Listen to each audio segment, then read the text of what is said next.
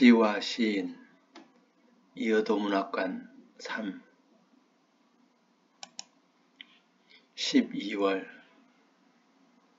오늘은 12월 첫날 눈이 내린다. 한라산에 대설주의보가 쏟아진다. 하늘에서 눈오새들이 날아와 앉는다. 하늘의 말씀이 내려와 지상에 쌓인다. 12월은 1월과 1월이 만나 나란히 손을 잡고 걸어가는 11월의 가족이다. 사랑의 씨앗 하나 가슴에 품고 1월을 보는 달이다. 씨앗은 봄을 생각하며 보름달배가 불러올 것이다. 12월은 하늘의 말씀이 가슴에 뿌려지는 달이다. 하나와 하나가 만나 새로운 하나를 잉태하는 달이다. 한라산에 신들의 발자국이 찍히고 거리마다 생명의 숨소리와 풍경소리 울려 퍼진다. 나의 가슴 속에도 눈이 내린다. 나의 가슴 속에도 눈사람 하나 만들어진다. 그 눈사람의 따뜻한 숨결이 나를 깨운다. 우리들의 12월은 그렇게 새로운 식구가 늘어난다.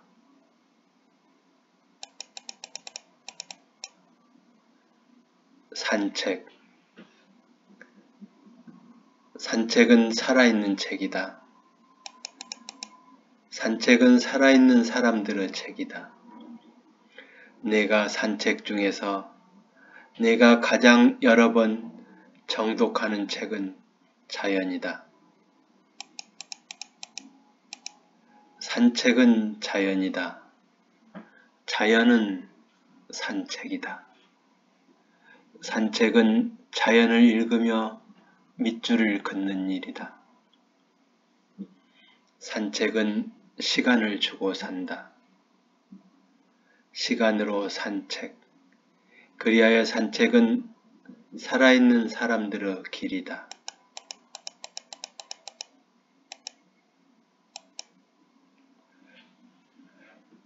시와 시인.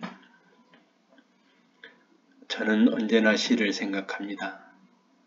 저는 언제나 시인이 되기 위하여 시를 찾고 있습니다. 저는 언제나 시인으로 살기 위하여 시를 살고 있습니다. 저는 언제나 시라는 글자를 생각합니다. 시라는 글자는 재미가 있습니다. 시라는 글자 속에는 입과 발과 손이 모두 들어 있습니다. 그러니까 시는 입으로도 쓰고 발로도 쓰고 손으로도 쓸 수 있습니다. 저는 그 중에서 발로 쓰는 시가 가장 좋은 시라고 생각합니다. 시자는 시나 시경이라는 뜻을 가진 글자입니다. 시자는 말씀원자와 절사자가 결합한 모습입니다. 절사자는 절이나 사찰을 뜻하는 글자입니다. 시는 글로 남기지만 말로 읊조리기도 했으니 말씀원자가 의미 요소로 쓰였습니다. 사찰에서는 부처님의 가르침을 얻기 위해 불경을 읽곤 합니다. 이때는 운율에 맞춰 불경을 읽는데 시자에 쓰인 절사자는 그러한 의미를 담은 것으로 보입니다. 그러니까 시자는 사찰에서 불경을 읊는 소리를 시에 비유해 만들어진 글자로 해석됩니다. 그래서 저도 옛날에는 그렇게 생각했습니다. 시는 산사에서 하는 말씀이라고 생각했습니다. 시는 산사의 종소리라고 생각했습니다. 그리하여 저는 한때 시를 찾아서 산사에 들어가 살기도 하였습니다. 절사에 말씀원이 함께 붙어 있는 것이 시이므로 시는 산사에서 들려오는 말씀이라고 생각했습니다.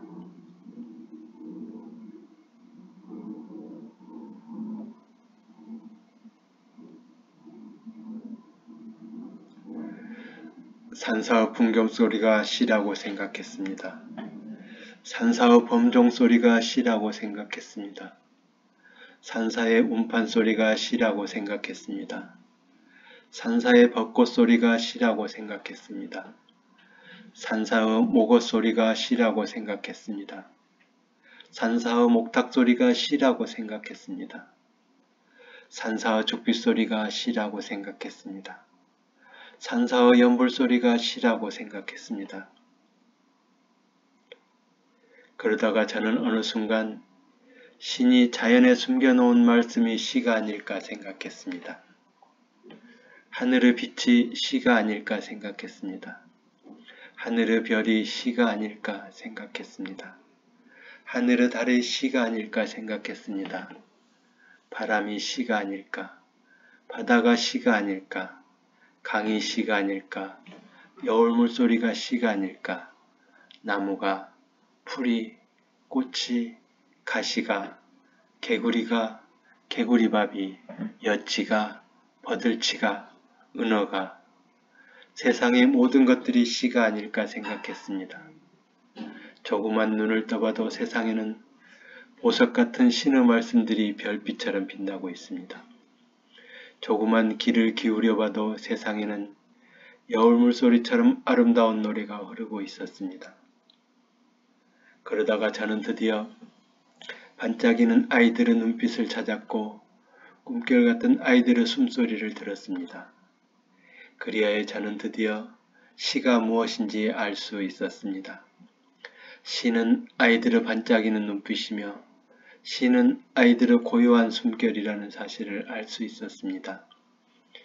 그렇게 저는 시가 생명이라는 사실을 알았고 시는 결국 그 생명을 낳게 만들어주는 사랑이라는 사실을 깨닫게 되었습니다. 저에게 이제 시는 생명입니다. 저에게 이제 시는 사랑입니다. 그리하여 저에게 있어서 가장 아름다운 시인은 어머니라는 사실을 깨달았습니다. 이 세상에서 가장 고귀한 생명을 낳아 길러주신 이 땅의 모든 어머니들은 세상에서 가장 의미 있고 세상에서 가장 생명력이 강한 시인이라는 생각이 듭니다. 저는 비록 어머니는 될 수 없지만 어머니가 될 수 있는 사랑을 도와서 고귀한 생명을 함께 낳을 수 있다는 사실에 감사하고 있습니다. 그리하여 저에게도 저의 대표작이 있습니다.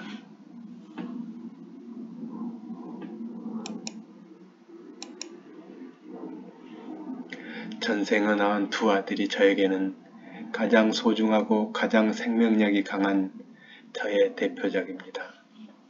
저는 어떤 시인들보다도 이 땅의 모든 어머니들을 존경하며 이 땅에 태어난 모든 생명들에게 경의를 표하는 바입니다.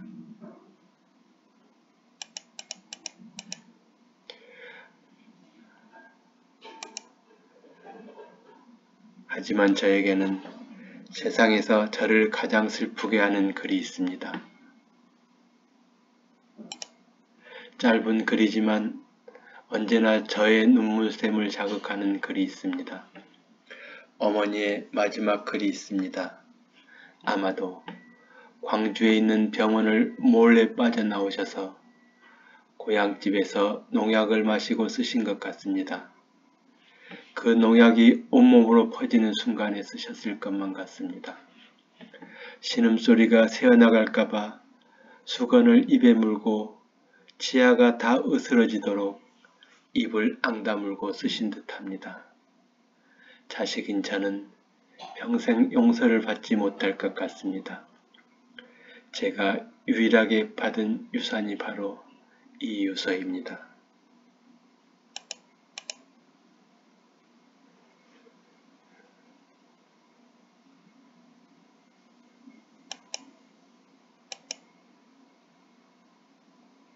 저를 가장 슬프게 하는 어머니의 마지막 글입니다.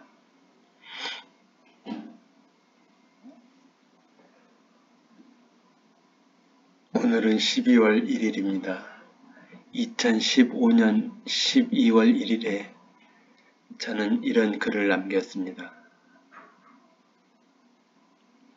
시만 잘 쓰는 사람, 시를 잘 쓰는 사람, 시도 잘 쓰는 사람, 나는 어떤 사람이 될 수 있을까? 나는 세상에서 가장 아름다운 시인이 되고 싶은데, 이런 글과 함께 제가 시인이 되기 전에 썼던 시들, 시집들, 그리고 그 시집들과 함께 제가 한때 학비를 벌기 위해서 그 앵벌이 생활을 했던 성북 학생의 이 자료집이 있어서 같이 올려져 있었습니다. 제 시는 언제나 생활과 함께 있습니다.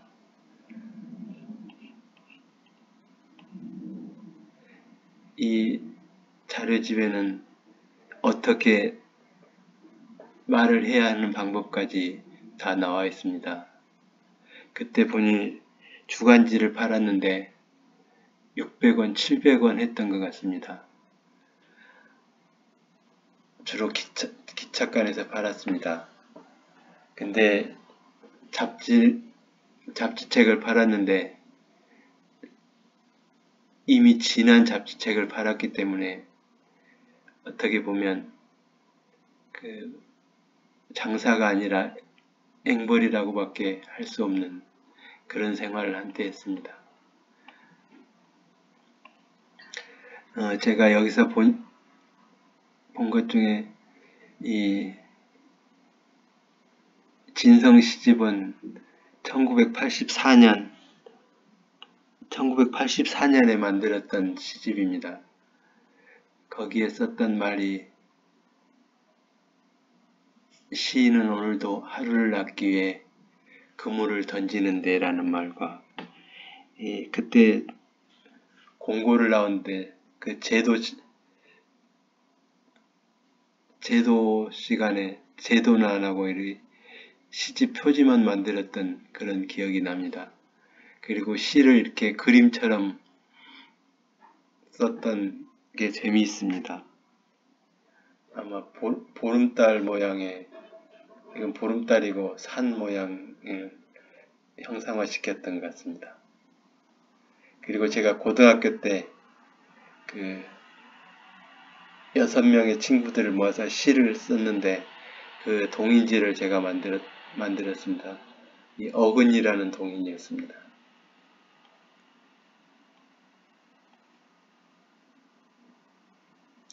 그리고 오늘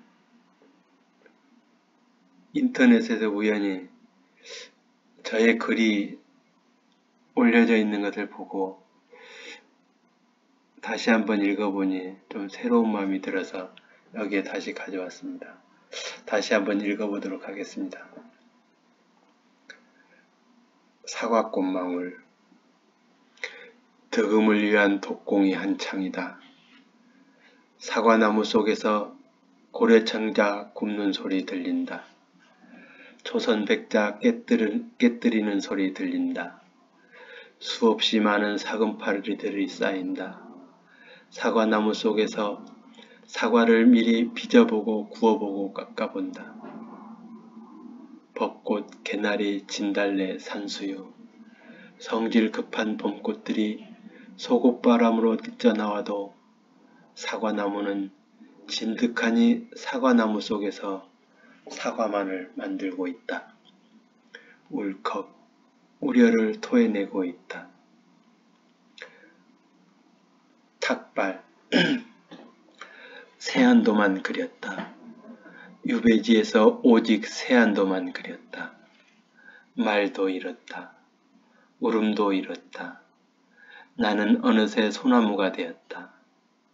사람 밖에 있던 나는 사람 안으로, 길 밖에 있던 나는 길 안으로 이제 돌아가련다.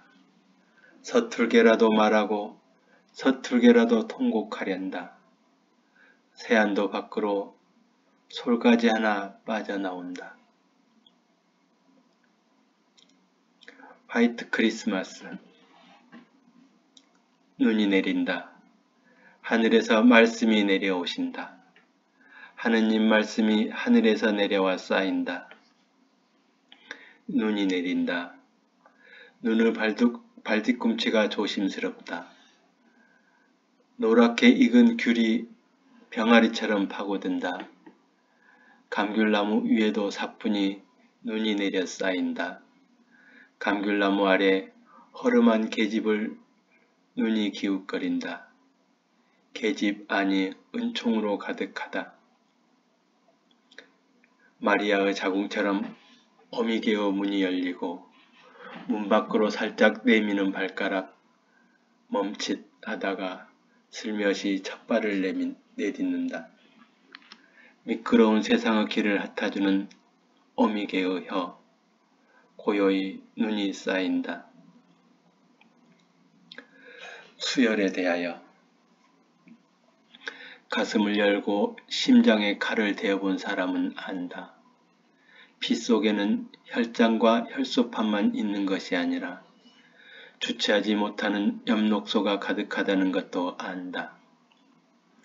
큰 수술을 받고 링거와 영양제와 혈액 주머니를 주렁주렁 매달고 인공호흡기와 함께 회복실에서 깨어난 사람은 안다. 피, 엽록소 속에는 이미 단풍으로 가득함을 안다. 피는 처음부터 붉고 노랗고 푸른 단풍잎임을 안다. 링거와 영양제와 혈액주머니 같은 단풍도 다 지고 뼈만 남은 나무는 겨울의 땅속보다 하늘이 더 춥다는 것을 알고 있다. 겨울나무는 하늘에 사는 식구들을 위하여 스스로 하늘에 주삿바늘을 꽂고 하늘에 수혈을 한다. 땅속의 따뜻한 혈액을 수혈받은 별들이 눈을 뜬다. 며칠 후면 고드름도 땅에 주삿바늘을 꽂고 하늘의 영혼을 지상에 사는 식구들에게 수혈할 것이다. 그렇게 땅과 하늘은 피를 나눈 형제로 함께 살 것이다. 등나무, 당신은 나에게 등을 보이고 떠나버린 등나무였다.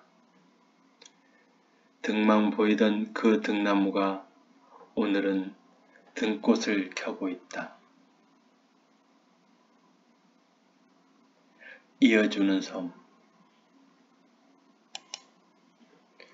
섬들이 징검다리처럼 있다. 섬들이 징검다리처럼 물속에 발을 담그고 있다. 섬들이 징검다리가 되어 나를 밟고 지나간다. 내 안에 섬들의 발이 있다. 내 가슴 속에 섬들의 발자국이 있다. 내 가슴 속에 이어도가 있다. 내 가슴 속에 이어주는 섬이 있다. 나는 징검다리 같은 이어도가 된다.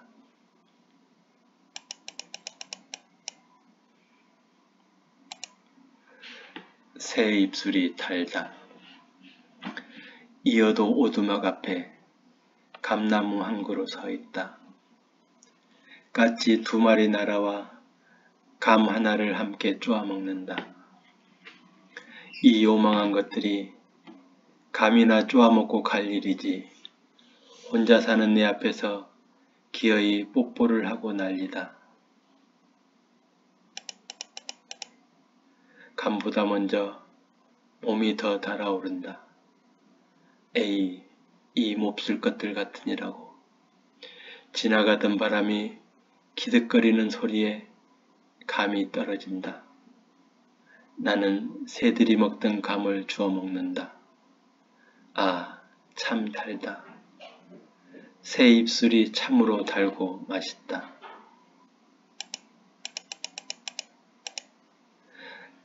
발로 하는 세수.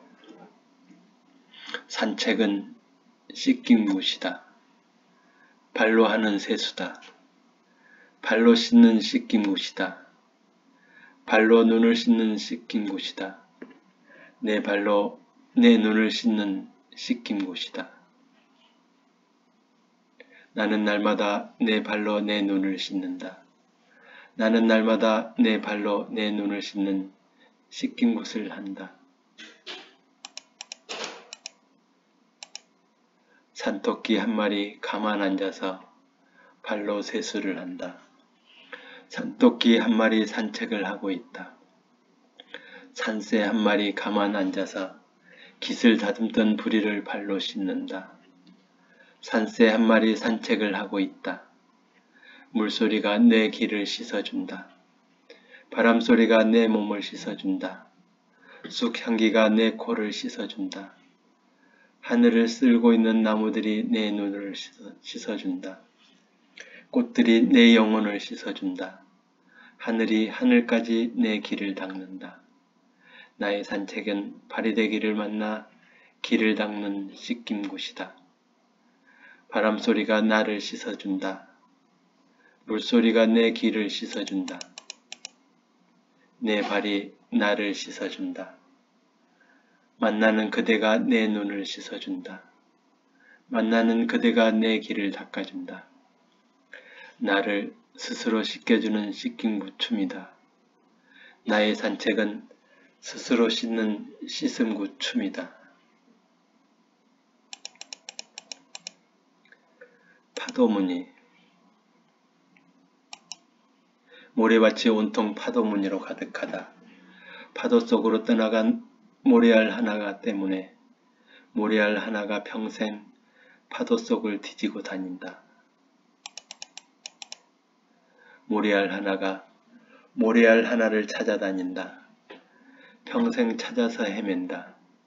그리하여 모래밭은 온통 그를 찾아다닌 길로 가득하다. 가슴 속 모래밭까지 온통 파도무늬로 가득하다.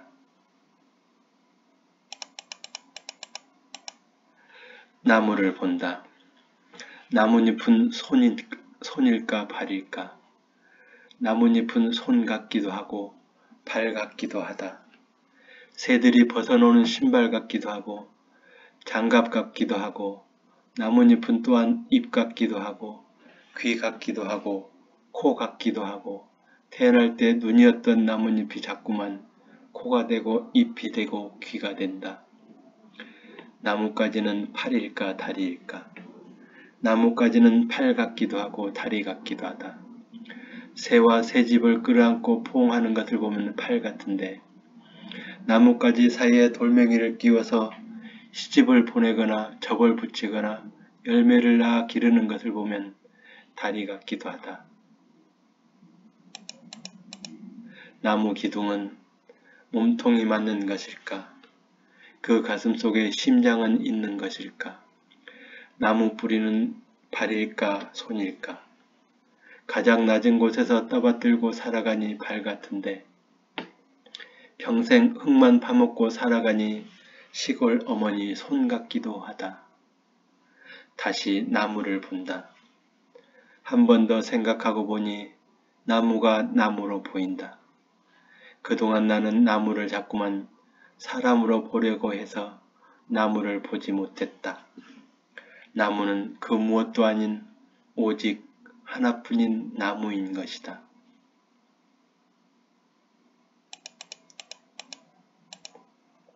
항아리. 가랑비에 잡고 있는 가랑잎 한 잎. 젖은 몸으로 겨우 무건수행 중이다. 바다에 던져졌던 빈 항아리 하나. 20년째 무건수행 중이다. 뚜껑은 아직도 찾지 못하고 그나마 허술한 밑까지 통째로 빠져버렸다. 처음 10년 동안은 도저히 말을 할 수 없었다. 다시 10년 동안은 수없이 많은 말을 하여도 입 밖으로 말이 나오지 않았다. 바다에 빠진 빈 항아리 하나. 20년째 몸과 마음을 비우고 있다. 뻥 뚫린 가슴 속으로 물고기들이 헤엄쳐 지나가고 푸른 바닷물이 수시로 넘나들었다. 하늘 바다에 머릿속까지 감고 서 있는 겨울나무 한 그루 가까스로 무건수행 중이다. 액자. 오지 않을 사람을 밤새도록 기다리는 때가 있었다. 오지 못할 사람을 대책 없이 기다리는 때가 있다. 기다리는 사람은 오지 않고 새벽이 액자처럼 걸려있다. 방 안에 액자 하나 걸려있다. 사연이 참 많은 액자 하나 걸려있다. 나무틀 액자 하나 아침처럼 걸려있다. 내 왼쪽 가슴속 깊이 박혀있는 못 하나에 액자 하나 지금까지도 걸려있다. 그 액자 속에 있던 사람 대신 지금은 내가 들어가 갇혀있다. 1986년이었던가 1987년이었던가 제주도로 수학여행 왔던 내가 들어있다. 한라산이었던가 어느 오름이었던가 안경 쓴 내 뒤로 소들이 걸어가고 있다. 시여, 내가 낳은 시들이여, 황소 쟁기질처럼 끊임없이 땅을 갈아엎으며 건강히 자라는 일꾼이길 바란다. 이런 글자들도 함께 갇혀서 기침을 하고 있다.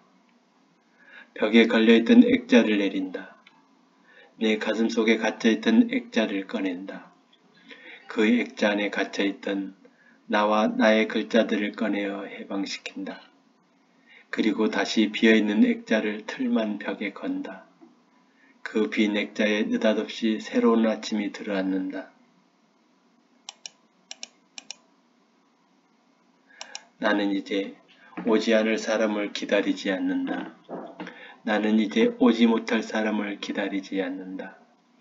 나는 이제 내가 스스로 아침 같은 사람에게로 간다. 아침 시에게로 간다.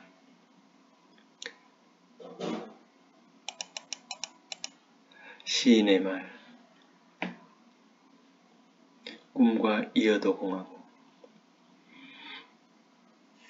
나에게는 작은 꿈이 하나 있다. 나는 아름다운 숲을 하나 가꾸고 싶다. 그 숲에 나무를 심고 나무를 가꾸며 나무처럼 살고 싶다. 그 숲 속에 조촐한 집을 하나 짓고 싶다. 삶에 지친 영혼들을 위한 쉼터를 하나 만들고 싶다. 아무런 부담 없이 누구라도 언제든지 찾아올 수 있으면 좋겠다. 나는 그들과 함께 오래도록 이야기를 나누고 싶다. 나는 그들과 함께 그들의 나무를 심어주고 싶다. 숲에 나무를 함께 심으면서 또 다른 희망의 나무를 심고 사랑의 씨앗을 뿌려주고 싶다. 다시 세상 속으로 돌아간 다음에도 나는 그들과 내가 함께 심었던 그들의 나무가 자라는 모습을 사진으로 찍어서 안부 편지와 함께 가끔 보내주고 싶다. 세상으로 돌아간 그들은 언제라도 자신의 자라나는 나무를 보기 위하여 다시 올 수 있으면 좋겠다. 직접 올 수 없더라도 늘 가슴속에서 함께 자라나는 자신의 그 나무 때문에 더욱 힘을 얻을 수 있으면 참 좋겠다. 그리하여 우리가 끝끝내 함께 가야 할 길, 그런 아름다운 세상을 만드는데 내가 조금이라도 도움을 줄 수 있으면 나는 정말 좋겠다. 이어도에는 이어주는 섬이다. 이어도는 너와 나를 이어주는 섬이다. 이어도는 우리들을 이어주는 섬이다. 이어도는 꿈과 현실을 이어주는 섬이다. 이어도는 현실과 미래를 이어주는 섬이다. 이어도는 삶과 죽음을 이어주는 섬이다. 이어도는 가장 멀리까지 이어주는 섬이다. 그리하여 이어도에서는 죽어도 죽지 않는다. 그런 이어도 들어가는 항구에 이어도 오두막을 먼저 짓는다. 그런 이어도 들어가는 숲문에 이어도 베이스 캠프를 먼저 친다. 이어도 오두막은 성과 속을 이어주는 선문이다. 이어도 오두막은 성과 속을 이어주는 산문이다. 이어도 오두막은 성과 속을 이어주는 오솔길이다. 우리들을 이어주는 이어도 공화국을 위하여 이어도 오두막을 먼저 만들기 시작한다. 제시들을 승광이라는 사람이 올려놓았는데 이 승광이라는 사람이 어떤 사람인지 좀 궁금하기도 합니다. 인연이 된다면 다음에라도 만날 수 있겠죠. 다음은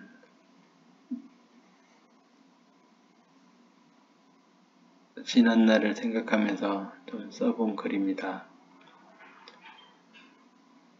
눈물의 양에 따라 달라지는 인생.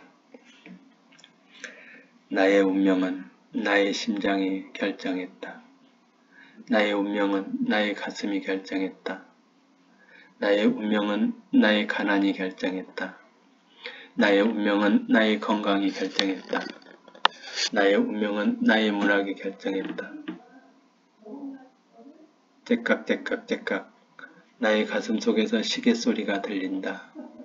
쿵쿵쿵 나의 심장 속에서 북소리가 들린다. 슥싹슥싹슥싹 반월문 열리는 소리가 들린다. 2017년 12월 22일 밤이 가장 길다는 동지에 나의 심장은 멈추어 대대적인 수술을 받았다. 사랑하면 죽는다는 비후성 심근증이었다.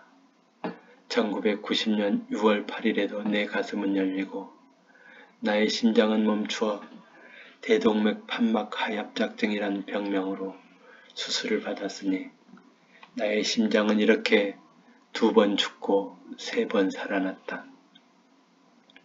이 심장병은 선천적으로 타고난 병이다. 유전자 돌연변이에 의한 병이라고 밝혀졌다. 그러니까 내가 아마 산부인과 병원에서 태어났으면 나의 병은 태어나면서 바로 알 수 있었을 것이다. 하지만 나는 시골에서 그것도 지지리도 못 사는 가난한 집에서 태어났기 때문에 알 수 없었다. 심장병의 경우에는 대부분 청진기만 되어봐도 이상 유무를 알 수 있다고 한다.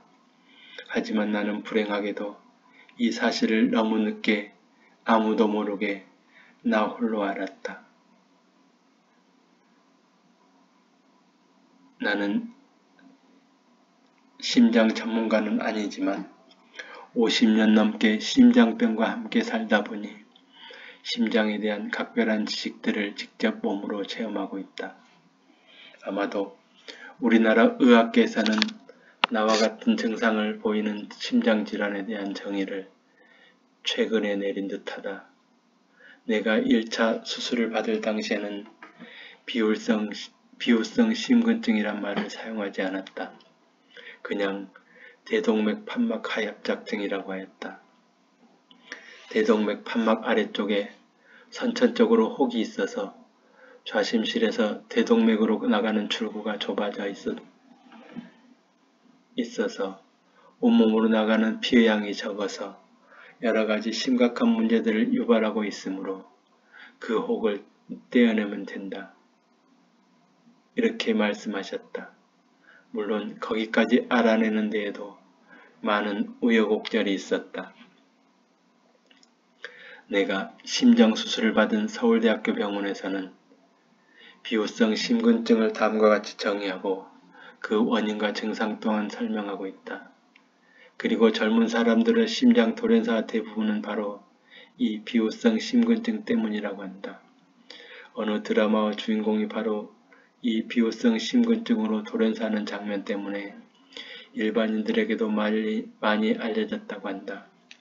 특히 사랑하면 죽는 병으로 알려지게 되어서 각별한 관심을 받기도 하였다고 한다. 남녀가 함께 사랑을 하게 되면 우리들의 몸이 피를 많이 필요로 하는데 온몸으로 나가는 출구는 좁아져 있고 심장은 더욱 힘차게 부지런히 뛰어야만 하는데 병든 심장이 이 일을 감당하지 못하고 급사하는 경우가 생기기 때문이다. 그러니까 비후성 심근증 환자들은 언제라도 돌연사를 당할 수 있고 갑자기 복상사를 당할 수 있으므로 과로뿐만 아니라 과도한 사랑 또한 자제해야만 한다. 이 병을 가진 사람은 어떤 일이라도 무리하지 않고 늘 조심해야만 한다. 그야말로 사랑을 하려면 목숨을 걸고 해야만 하는 위험천만한 병이라고 한다.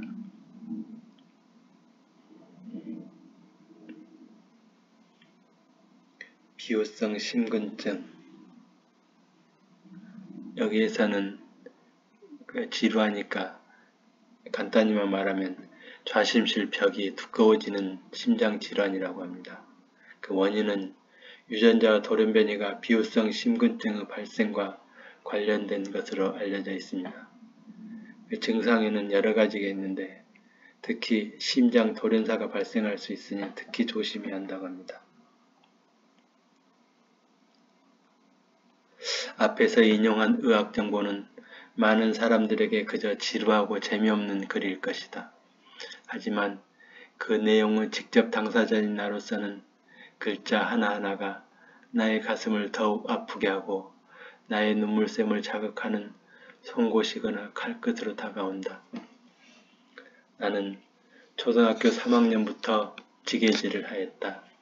물론 꼴배기와 나무하기는 그 전부터 하였다. 내가 지게질을 시작하면서 짝사랑도 시작했다. 나는 남몰래 선생님을 짝사랑이 시작했다. 하지만 그 짝사랑은 오래가지 못했다. 그 선생님께서 여름방학 때 여수 오동도 앞바다에서 돌아가셨다.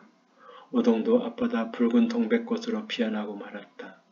그렇게 나의 첫사랑은 사랑의 행복이 아니라 이별의 아픔으로 끝장나버리고 말았다. 그리고 나는 달리기를 잘하지 못했다. 진돌이 놀이도 나이 먹기 놀이도 잘하지 못했다. 조금만 달려도 왼쪽 가슴이 아팠다. 가슴이 아파서 잘 달릴 수 없었다.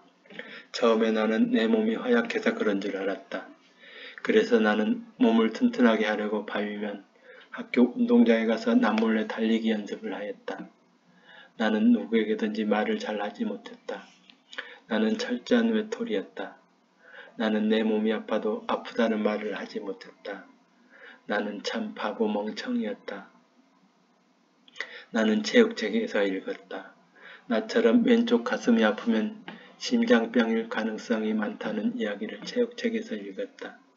나는 그때 나의 예금 통장에 따로 있었다. 누나와 형님들이 돈이 없었기 때문에 중학교도 가지 못하는 것을 보고 나는 꼭 내 힘으로 중학교를 가고 싶었다. 그래서 아주 어린 시절부터 오리를 기르고 토끼를 기르고 겨울이면 산에 가서 산토끼도 잡고 꿩도 잡아서 팔았다. 나는 나의 통장에서 돈을 찾아서 곡성읍내 병원에 남몰래 혼자 찾아갔다. 늙은 의사 선생님께서 내 왼쪽 가슴에 청진기를 대어보시더니 바로 심장병이라고 말씀하셨다. 심장 뛰는 소리만 들어봐도 잡음이 많고 심장이 힘들어하는 것을 알 수 있다고 하셨다. 틀림없이 선천성 심장병이라고 단언하셨다. 그래도 혹시 모르니 광주에 있는 큰 병원으로 가서 정밀검사를 받아보라고 하셨다. 나는 내가 심장병 환자라는 사실을 믿고 싶지 않았다. 그 자리에서 나는 온몸이 축 처지고 말았다. 나는 며칠 후에 다시 남몰래 광주까지 가서 검사를 받았다. 선천성 심장 판막증이라고 말씀하셨다. 다른 치료 방법은 없다고 하셨다. 심장 판막증은 무조건 수술을 받아야 하는데 수술비가 엄청 비싸다고 하셨다. 그래서 나는 이렇게 내가 심장병 환자라는 사실을 알고도 아무에게도 말을 할 수 없었다. 우리 집 가난이 나의 입을 스스로 철저하게 틀어막았다. 초등학교만 졸업하고 방직 공장에 취직한 누나가 흑백 텔레비전을 사오셨다. 그 당시에는 수사반장과 수사본부 그리고 전우와 타잔이 인기였다. 그런데 나의 눈에는 선천성 심장병 어린이들이 너무 자주 보였다. 박정희 대통령과 유경수 여사님께서 어린이 심장재단을 만들어 홍보하던 시절이었다. 선천성 심장병 어린이들을 외국으로 데려가서 심장 수술을 시켜 건강해진 모습으로 돌아오는 화면이 많이 나오던 시절이었다. 나는 그 화면을 볼 때마다 끝까지 보지 못하고 나 홀로 먼 들판으로 뛰어나가 홀로 펑펑 울었다. 그러면 나를 내려다보던 별들도 눈가에 눈물이 함께 맺혔다. 하지만 다른 가족들은 이런 사실을 전혀 알 수 없었다. 그 당시에는 우리나라 의술이 발전하지 못해서 심장수술 성공률도 높지 않았다. 그리고 의료보험도 되지 않아서 수술 비용이 엄청 비싸다고 하였다. 집안에 심장병 환자 하나 있으면 집안이 망할 정도라고 하였다. 그래서 나는 홀로 결심했다. 더 이상 망할 것도 없을 정도로 가난한 우리 집 형편으로는 도저히 수술비를 마련할 수 없을 것이다. 자식이 아파 수술을 해야 하는데 수술비가 없어서 수술을 시키지 못하는 부모님의 마음이 어떨까? 어쩌면 심장이 아픈 나보다 오히려 부모님의 마음이 더욱 아프고 안타까울 것이 아니겠는가. 그러니 차라리 철저히 비밀로 하는 것이 더 좋겠다. 나 혼자 남몰래 아프다가 홀로 사라지면 남은 가족들은 그래도 나를 잊고 잘 살 수 있지 않을까. 그런 바보 같은 결심을 하고 말았다. 그 이후로 나는 나의 심장이 아픈 것보다 오히려 나의 심장병을 가족들에게 들키지 않으려고 더욱 노력했다. 하지만 내 몸이 자라면서 내 몸은 더 많은 피를 요구했고 나의 병든 심장은 더욱 힘들어했다. 나는 계단이 점점 더 무서워지기 시작했다. 계단을 한꺼번에 오르지 못하고 계단 중간에서 쪼그려 앉아 쉬어야만 했다. 계단을 오르다가 쪼그려 앉아 쉬는 사람들은 대부분 심장병 환자들이 많다. 심장병 환자들은 앉아서 몸을 굽히지 않으면 숨쉬기가 힘든 기저호흡이라는 것을 하는 경우가 많기 때문이다. 나는 중학교만 졸업하고 취직해서 돈을 벌고 싶었다. 내가 직접 돈을 벌어서 수술을 받고 싶었다. 그런데 중학교 3학년 때 국어 선생님께서 꼭 고등학교는 가야만 한다고 말씀하셨다. 돈이 없어도 공부할 수 있는 학교라며 원서까지 직접 써주셨다. 학비뿐만 아니라 기숙사비도 모두 무료이고 옷이며 신발까지 모두 무료인 학교라고 말씀하셨다. 그렇게 우여곡절 끝에 입학한 서울에 있는 수도전기공업고등학교는 나의 삶을 많이 바꾸어 놓았다. 그 당시 한국전력공사에서 운영하는 수도전기공고를 비롯하여 철도공사에서 운영하는 철도공고, 그리고 구미전자공고 등이 있었다. 나의 서울 생활은 그렇게 강남에서 시작되었다. 주위가 온통 폐밭이었던 고등학교의 기숙사 생활이 시작되었다. 엄마 아파트에서 걸어가면 중간에 일본인 학교 딱 하나만 있었다. 학교 뒤에는 대모산이 있었고 앞에는 구룡마을과 개울이 있었다. 폐밭 주위에는 작은 시골 마을이 있었는데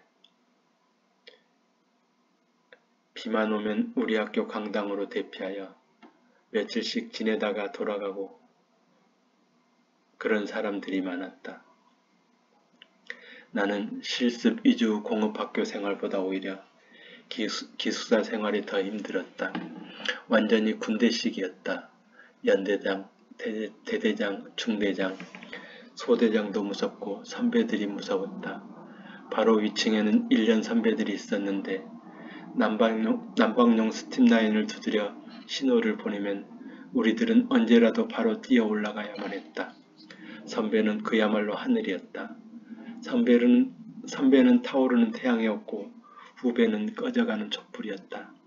커다란 돌에 면벽 3년이라는 글씨가 새겨져 있었고 우리는 3년 동안 나 하나는 수도의 전부다. 나 하나는 수도의 전부다라는 구호를 입에 달고 살았다. 특히 매일 밤마다 있었던 저녁 점호 시간이 가장 긴장되고 힘이 들었다. 모기가 물어도 움직일 수 없었고 등이 가려워도 긁을 수 없었다. 우리들은 숨도 제대로 쉬지 못하고 먼지 하나라도 발각될까봐 잔뜩 겁먹은 얼굴로 움츠러들 수밖에 없었다. 저녁 점호를 무사히 받기 위해서 방 청소를 꼼꼼하게 하고 사물함 정리를 아무리 잘해도 중대장과 대대장들은 꼭 하나씩 지적을 하였다. 방문 바로 옆 벽을 등지고 복도에 줄 서 있던 우리들은 엎드려 뻗쳐를 해야만 했다. 특히 사물함을 입을 뿐만 아니라 런닝과 팬티 그리고 양말까지 모두 사각으로 각이 맞지 않으면 우리들은 어김없이 지적을 당하고 기합을 받아야만 했다. 그래서 많은 친구들은 아예 사각으로 만들어 꿰매서 잠옷 때마다 사물함에 넣고 실제로 입거나 신는 속옷과 양말은 가방에 숨겨놓곤 하였다. 우리들은 또한 밤낮으로 자주 운동장으로 불려나갔다. 자정에 운동장에 모여 운동장 흙바닥에서 굴러야만 했다. 우리 전교생은 새벽마다 운동장에 모여 대치동에서 오신 태권도 사범원 구령소리에 맞추어 새벽 하늘이 놀라 깨어나도록 힘차게 기합을 넣으며 태권도를 해야만 했다. 새벽 운동이 싫어서 캐비닛에 숨어 있다가 사감 선생님께 걸려 벌점과 함께 심하게 혼이 나는 일도 많았다. 거기가 바로 서울 강남구 개포동이었는데 우리들은 개도 포기한 동네라고 말하곤 했다. 그런데 갑자기 땅에 파이를 쿵쿵 박기 시작하고 아파트가 들어서면서 개포동이 개발되기 시작했다. 많은 아파트들이 들어서고 유명한 고등학교들이 이사오기 시작했다. 그리하여 내가 졸업할 무렵에는 개들도 수표를 물고 다닌다는 말이 나올 정도로 부자 동네로 바뀌고 말았다. 나는 서울 생활을 시작하면서 나의 꿈이 바뀌었다. 고향을 떠나니 고향이 더욱 그리웠다. 나라를 떠나면 모두가 애국자가 된다고 하더니 고향을 떠나니 지지리도 못 살고 도망치고 싶었던 고향을 더욱 사랑하게 되었다. 그리고 나는 비로소 책을 읽기 시작했다. 고향에서는 교과서 외에는 잘 읽을 수 없었던 많은 책들을 읽기 시작했다. 밤 점호가 끝나면 우리는 모두 소등하고 강제로 잠을 자야만 했다. 하지만 나는 몰래 방과 복도를 빠져나와 옥상으로 올라갔다. 별이 빛나는 밤마다 나는 그렇게 옥상에서 달빛으로 책을 읽었다. 난 그렇게 달빛과 별빛에 젖어 시인의 꿈을 꿈꾸기 시작했다. 그리고 세상을 바라보는 눈이 조금씩 크게 떠지기 시작했다. 그때까지 나의 꿈은 재벌이 되는 것이었다. 너무나 가난해서 그런 꿈을 꾸었던 것 같다. 하지만 나의 시야가 좀 넓어지고 나 자신을 깊이 돌아보니 재벌보다는 시인이 더 잘 어울릴 것만 같았다. 지금도 그렇지만 그 당시에는 재벌이 되기 위해서는 정치와 결탁하거나 부정한 방법으로 하지 않으면 재벌이 되지 못할 것만 같아서 아예 나의 꿈을 바꾸고 말았다. 결과도 중요하지만 과정 또한 중요하다는 사실을 깨달아서 꿈을 바꾸었다. 그리고 또한 나의 꿈을 바꾸게 된 결정적인 사건이 있었다. 내가 고등학교 1학년 때 밤새 코피를 흘린 일이 있었다. 원인은 알 수 없었다. 기숙사 한 방에 6명씩 살았다. 그렇게 10개의 방에 60명이 한 반이 살았고 한 과는 2개의 반이었다. 그리고 5개 과가 있었다. 그런 기숙사에서 잠을 자는데 갑자기 초저녁부터 코피가 나오기 시작해서 밤새도록 멈추지 않았다. 베개와 이불이 다 젖도록 많은 코피를 흘렸다. 기숙사와 학교가 함께 있었는데 양호실은 도서관 옆에 있었다. 낮에는 양호실에 간호사가 있었지만 밤에는 양호실 담당 학생들만 있었다. 그 학생들은 모두 자원봉사자들이었다. 그래서 3학년 형이 밤새 나를 간호해 주셨다. 그렇게 하룻밤을 꼬박 함께 지내고 나서 나는 그 형님과 친해지게 되었다. 그런데 여름방학이 끝나고 다시 학교로 돌아갔는데 그 형님이 보이지 않았다. 그 형님은 유행성 출혈열로 그만 돌아가시고 말았다. 그 죽음을 계기로 나는 삶과 죽음에 대하여 더욱 깊이 생각하게 되었다. 그리고 나는 나의 삶의 방향을 바꿔 시인이 되기로 결심하였다. 나는 몇몇 친구들을 모아 시를 쓰기 시작했다. 어근이라는 동인을 만들었다. 우리들은 시집을 읽고 인문서적을 읽기 시작했다. 그리고 백일장도 나갔다. 우리들의 모토는 하나였다. 공돌이도 시를 쓸 수 있다. 우리들은 그렇게 공돌이 시인이 되어가고 있었다. 나는 친구들의 시를 모아 동인지도 만들었다. 동인 중에 글씨를 잘 쓰는 친구가 있어서 그 친구가 우리들의 시를 백지에 직접 쓰고 사파를 그렸다. 그리고 나는 대학가 복사기 있는 집에 가서 책을 만들어 친구들에게 나누어줬다. 그렇게 나는 아이러니하게도 공고에서 공돌이가 되어 비로소 시를 쓰기 시작했다. 나의 문학병은 그렇게 더욱 깊어졌다. 나는 나의 심장병을 잃을 정도로 깊숙이 문학이라는 병을 앓게 되었다. 심장병 대신 문학병 환자가 되었다. 그 당시 나의 별명은 원로 시인이었다. 내가 좀 노티나게 시를 쓴다고 하여 친구들이 붙여준 별명이었다. 하지만 나는 친구들에게 나의 별명을 바꿔달라고 요구했다. 나는 자연과 함께 자연인으로 살고 싶으니까 차라리 원시인이라고 바꿔줄 것을 강력하게 주장했다. 그리하여 나는 스스로 글자 하나를 지우고 원시인이 되었다. 그 당시 나는 시는 절에서 하는 말씀이라고 생각했다. 그래서 나는 고등학교를 졸업하고 절로 들어갔다. 해인사로 갔다. 해인사에서 참선과 절을 배웠다. 그리고 팔만대장경을 배웠다.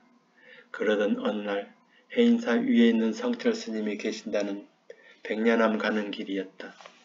해인사를 막 빠져나와 산을 오르는데 처음 보는 건물이 하나 있었다. 나도 모르게 그 집으로 끌려 들어갔다.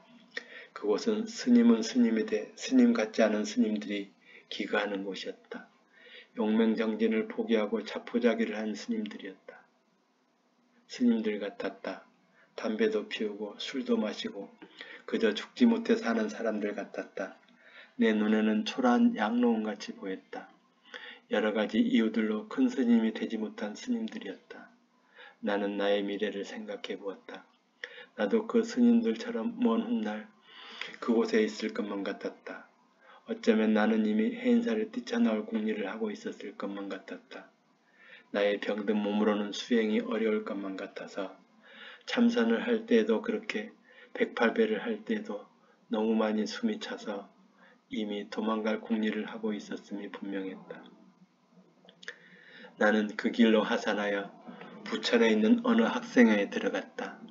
그 당시에는 그런 복지회가 많이 있었다. 학교는 가고 싶은데 돈이 없는 아이들을 모아 앵벌이를 시키는 곳이었다. 나는 주로 서울역에서 수원역까지 기차를 타고 가면서 날짜가 지나버린 주간지를 파는 일을 했다.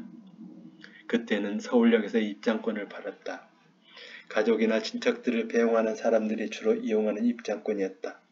하지만 나는 그 입장권으로 기차에까지 올라탔다. 그리고 서울역에서 수원역까지 가는 동안 철진한 주간지를 팔았다. 그때는 홍익회 직원들이 가장 무서웠다. 그 당시 기차에는 홍익회 직원들이 언제나 있었다. 기차 안에서 수레를 밀고 다니며 계란도 팔고 김밥도 팔고 음료수도 팔고 주간지도 파는 사람들이었다.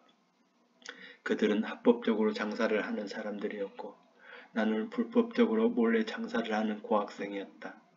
그들은 또한 그 주간의 정식 새 주간지를 팔았고 나는 철진한 주간지를 팔았다. 엄밀히 말하면 나는 장사꾼이 아니라 앵벌이꾼이었다.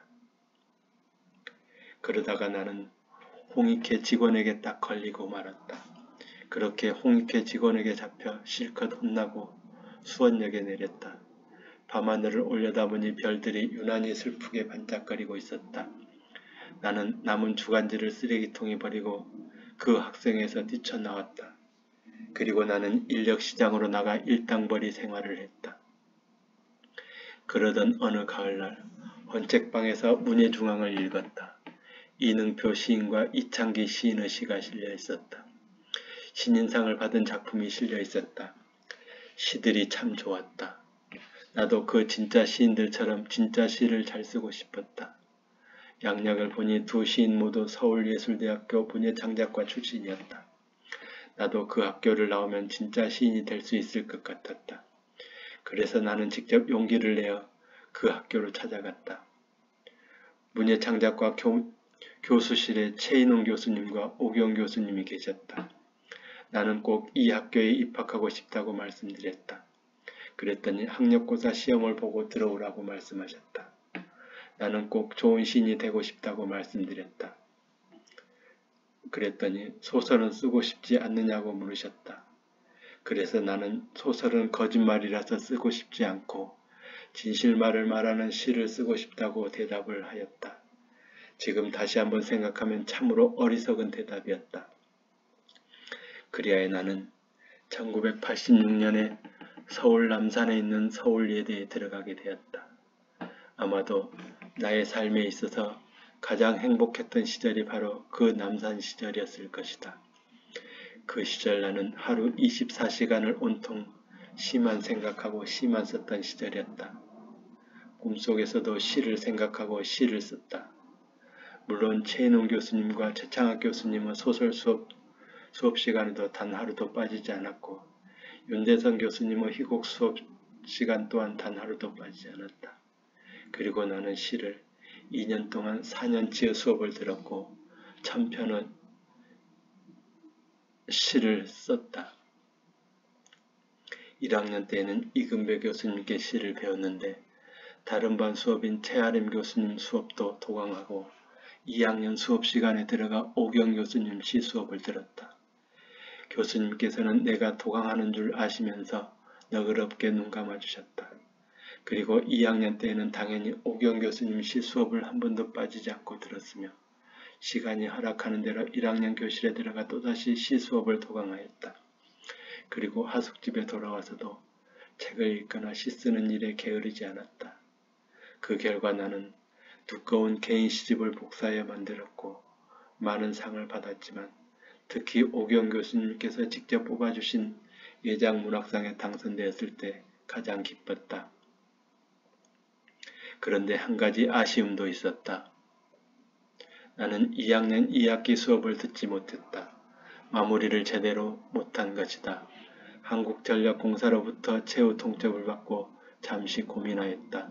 나는 고등학교를 한전 장학생으로 나왔는데 졸업 후에 한전에 입사하는 조건이었다. 하지만 나는 깊은 문학병에 걸려 한전 입사를 포기하고 시인의 길을 가고 싶었다. 그런데 막상 졸업을 앞두고 고민에 빠졌다. 가을까지 한전에 입사하지 않으면 입사할 의사가 없는 것으로 간주하고 조치하겠다는 최후 통첩을 받은 것이다. 그래서 나는 교수님과 의논한 결과 수업을 듣지 않아도 리포트를 제출하면 졸업시켜줄 테니 한전에 입사라고 말씀해 주셨다. 그동안 도강한 것들 합치면 수업 일수가 넘칠 정도이니 그렇게 하라고 배려해 주셨다. 그렇게 나는 1987년 가을에 학업을 다 마치지 못하고 한전에 입사하게 되었다. 한전 연수원에서 나는 발전소 교육보다 학교에 제출할 리포트를 쓰고 시를 쓰느라 바빴다. 그리고 또 한 가지는 친구들과 잘 어울리지 못하고 오직 시만 썼던 시간들이 아쉬웠다. 대학생활이란 어쩌면 학교 수업도 중요하지만 같은 또래 친구들과 어울리는 것도 중요한 일일 것이다. 그리하여 어느 한편으로는 아쉬움이 많았다. 그렇다고 친구들과 전혀 어울리지 못했던 것은 아니었다. 친한 친구들이 몇 명 있었는데 여름방학 때 그 친구들 집에 함께 놀러갔던 기억이 참 오래도록 남아있다. 지금도 그 기억이 선명하다. 전라도 장수면의 면장 아들이었던 홍이표 집에 갔을 때도 좋았고 소록도를 지나 어느 섬에 살았던 한경은 친구 집에서 하룻밤도 참으로 좋았다. 나는 그 섬에 들어가면서 생전 처음으로 배를 타보았다. 자동차도 함께 싣고 섬으로 들어가는 도항선을 탔는데 그림으로만 보았던 배들 때문에 나는 처음에는 배가 거꾸로 가는 줄 알았다. 모든 배들은 언제나 앞이 뾰족한 줄로 잘못 알고 있었던 것이다. 그리고 나중에 동아일보 신춘문예 당선작이 된 길이 있는 풍경은 바로 이때 쓴 작품이었다. 홍이표네 집에서 자고 새벽에 일어나 집 바로 곁에 있었던 고추밭에서 썼다. 그리고 그날 아침부터 덕유산을 오르기 시작했다. 그때 올라가서 보았던 덕유산 풍경을 지금도 잊을 수가 없다. 그동안 심장이 아파서 높은 산을 오르지 못했는데 그날은 나도 모르게 무슨 용기가 생겨서 덕유산 정상까지 올라갔다. 아래쪽에서 양떼 같은 구름들이 산 정상을 향해 기어서 올라오는 모습들에 나는 너무나 큰 감동을 받았다.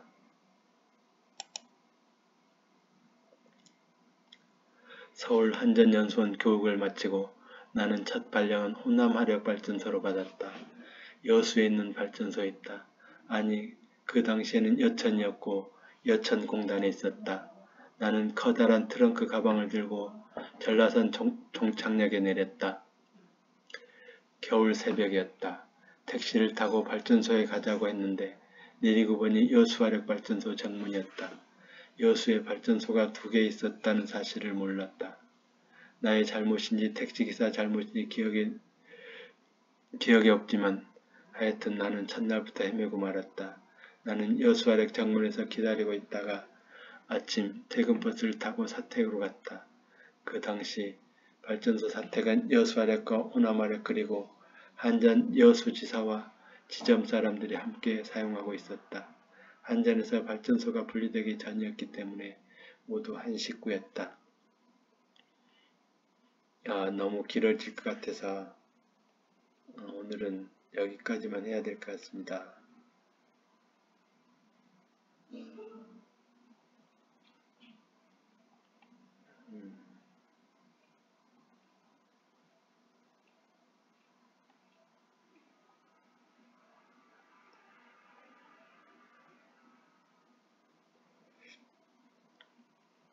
그 당시에 제 처지가 이런 모습이 아닐까 해서 다시 이 사진을 올렸습니다. 그리고 어제 그 화순 곶자왈을 산책했는데 참 좋았습니다. 그래서 여기에 링크를 걸어놨으니까 보시고 싶은 분은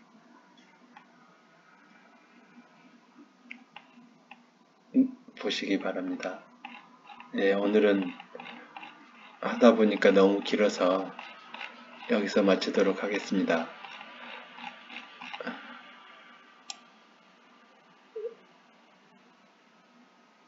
네, 그러면 편안한 밤 되시고 좋은 꿈 꾸시고 내일도 행복한 하루 되시기 바랍니다. 감사합니다.